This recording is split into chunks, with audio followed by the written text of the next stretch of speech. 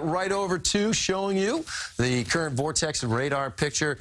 This is where the snow is right now. It's down around, we're one big happy family around here. It's down around South Carolina, pushing up into North Carolina. It has pushed further to the west. That's the biggest element I can talk to you about as far as new information. The whole thing has shifted closer to the shoreline.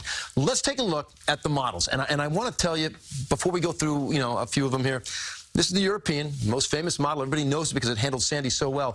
Models are not forecasts. They're not. All right? They're tools to help us put together a forecast. But the European is saying 2.9 inches around New York City. The biggest number they're showing, 8.5 for Montauk. Now, the signature is the same as every model. Bigger numbers east, smaller numbers, less than an inch for a good chunk of the area, north and west. Got to show you the North American mesoscale. Why?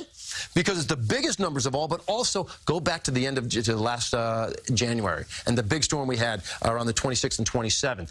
It was the NAM that handled it the best. Well, this morning, this number for New York City, I kid you not, 22.5 inches. They're now settled in at 8.8 for the city, 15.1 for Islip, the biggest number on this map, 16.2 for Toms River. The RPM, which has been the lowest model throughout this entire scene, has now bumped it up to where it's bigger than the European, saying 3.6 for New York City, saying 9.4. Islip is the biggest number on their map. Again, the small numbers north and west. So I use all of that, and I come up with my forecast, and I'm saying 3 to 6 around the city. I think the eastern boroughs could be in a 6 to 12-inch range, and the smaller numbers are north and west of the city. How do I come up with that? All right, I mean, why? I'm looking at this storm, which was forecast to maybe push a little further out into the ocean because this high was going to push it there and nudge it out. But now we've had this developing high-pressure system. You see it right here?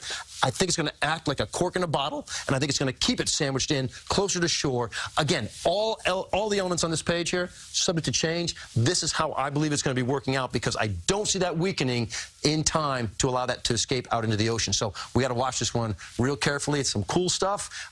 It could really come together as a big storm, possibly. I do believe the worst of it will be up in northern New England, but we will get our taste of this and possible blizzard conditions in the area.